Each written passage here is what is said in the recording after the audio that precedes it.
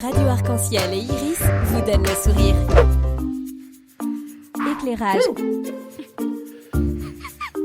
La question à ne pas poser.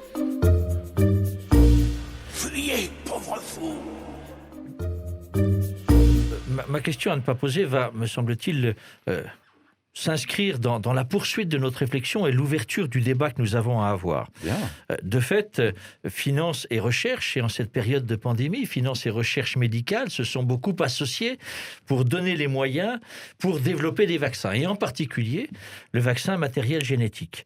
Alors, comme on l'a dit, l'ARN messager permet de manière très fugace, rapide, de pénétrer dans les cellules sans en atteindre le noyau. Mais c'est effectivement quelque chose qui peut faire peur.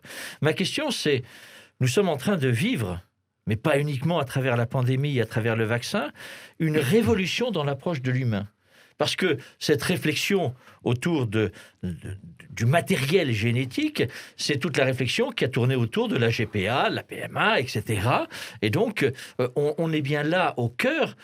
David disait, on va peut-être aborder la question des fantasmes, ou pas fantasmes d'ailleurs, du transhumanisme. Pour moi, j'y suis très attentif. Mais c'est de se dire, là, il y a des tentations de modifier l'humain, d'avoir une révolution dans cette approche de l'humain. Faut-il en avoir peur et pourquoi? Voilà ma question. Donc, faut-il avoir peur de la tentation de modifier l'humain, c'est ça? Voilà, Tout à l'heure, j'aurais besoin sur YouTube de mettre un titre. Donc, faut-il avoir peur de la tentation de modifier l'être humain? Voilà, de l'approche de l'humain par une recherche du traitement génétique. C'est un peu ça la question qui est posée. Okay. Et derrière, avec, on va le voir très certainement, le fait qu'il y a des apports qui peuvent transformer radicalement la manière d'être humain, entre guillemets. Et c'est la tentation du transhumanisme. Très bien. Alors, rapide retour sur la question à ne pas poser. Mais en fait, alors ma réflexion est un petit peu décalée, mais on peut soit modifier l'humain, c'est-à-dire essayer de modifier son ADN et ensuite qu'il exprime les choses et tout ça. Et ça, on va dire que c'est vraiment dans la ligne droite du transhumanisme. Et puis, il y a un autre truc qui n'est pas vraiment du transhumanisme. Pour moi, c'est l'hypertechnicité.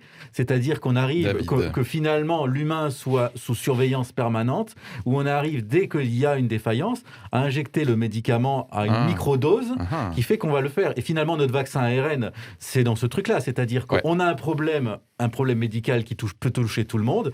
Et bien, par une microdose, on arrive à régler ce problème sans avoir des virus, sans avoir des vaccins avec aussi les adjuvants et tout ça, parce qu'on avait quand même ces problèmes-là avec les adjuvants où il fallait booster la réponse immunitaire, ce qui fait que voilà.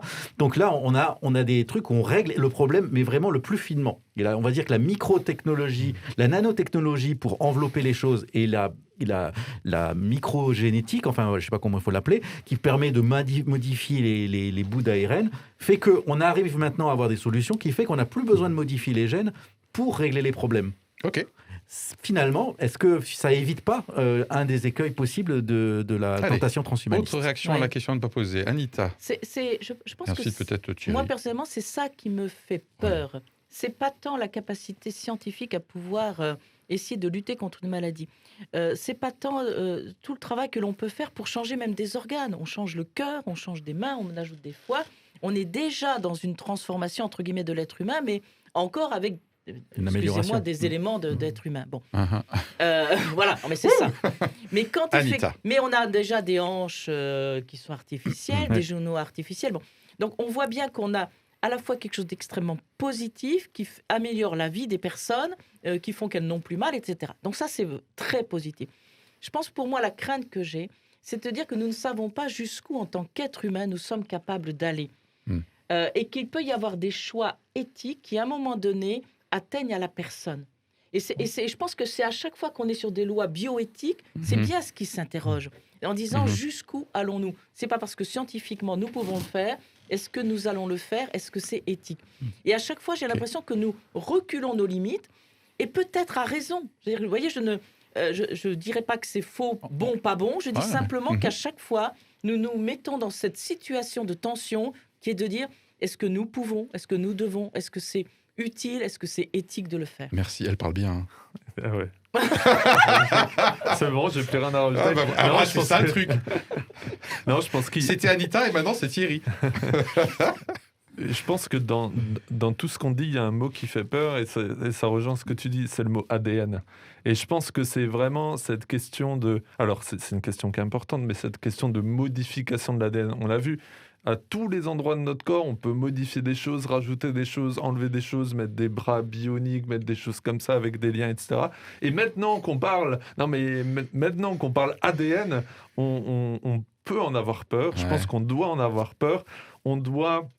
pas forcément s'en inquiéter, mais on doit, comme je disais avant, peut-être s'y intéresser, de se dire, mais purée, c'est pas anodin, mais en même temps, on est en train de vivre une situation que personne autour de cette table n'a vécu, d'une pandémie mondiale, donc c'est pas non plus une situation anodine. Donc, à pas courir tout de suite à attention, qu'est-ce qu'on fait avec nos corps ? Oui, c'est important, oui, ça nous concerne, oui, il y a des questions qui sont très importantes, mais faisons attention quand même. Et je pense que c'est, en tout cas, dans ce que je vois, et ça renvoie aussi à moi et à mes craintes, le mot ADN, je pense, joue beaucoup dans cette crainte qu'on peut avoir. Et qui est utilisé dans le langage courant, d'ailleurs. L'ADN de l'entreprise, c'est ça. Mon ADN à moi, c'est ça. Donc c'est parce fort. que c'est très personnel. intime, C'est très intime, c'est intrinsèque, c'est l'identité. Avant que Jésus revienne...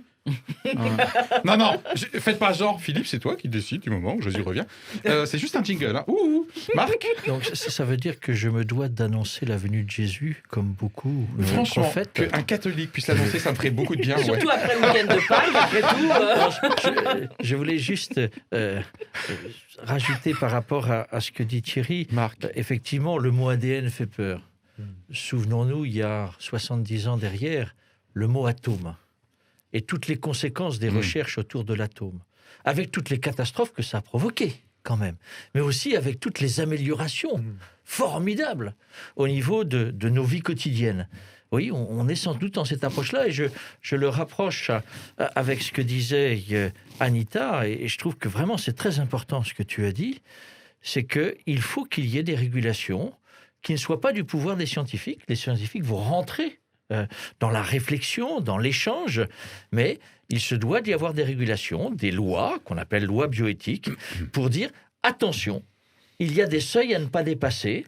Vous, scientifiques, vous pouvez continuer, mais derrière, c'est jusqu'où on continue, et surtout, quelle application va être mise en place suite à la recherche scientifique que vous faites, parce qu'il y a peut-être des choses qui ne sont pas souhaitables pour l'avenir de notre société.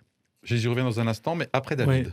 Les virus sont des choses qui modifient notre ADN d'une certaine façon. Et d'ailleurs, au fil de l'évolution, les virus ont intégré notre ADN. Hein. On a des bouts de virus, elles ont sur les millions d'années d'évolution, elles nous ont accompagnés. Mais il y a un autre domaine où en fait il y a un problème génétique, c'est les cancers, où nos cellules deviennent complètement désordonnées, folles et détruisent notre corps parce qu'elles se reproduisent de façon complètement désordonnée. Et là, on sait que on a quand même beaucoup d'espoir à ce que des vaccins ARN puissent nous permettre de détruire spécifiquement les cellules. Alors, on peut en avoir peur, mais d'une certaine façon, je pense que toute personne qui a eu un cancer et qui s'est chopé des rayons et de la chimiothérapie a quand même aussi un peu l'impression qu'on sort quand même la grosse artillerie pour tuer quelque chose un petit peu au hasard. Enfin, je veux dire, on tire quand même dans le tas, quoi. Hein. Et il y a quand même beaucoup d'effets secondaires et c'est pas toujours très efficace. Donc, je pense que par rapport au cancer, on peut se dire, ben voilà, c'est vrai qu'on de toute façon, on essaye de gérer un problème génétique. On le gérait de façon avec une grosse artillerie. Est-ce que le vaccin ARN va pas nous permettre de régler ça de façon beaucoup plus fine et beaucoup plus moins invasive? Éclairage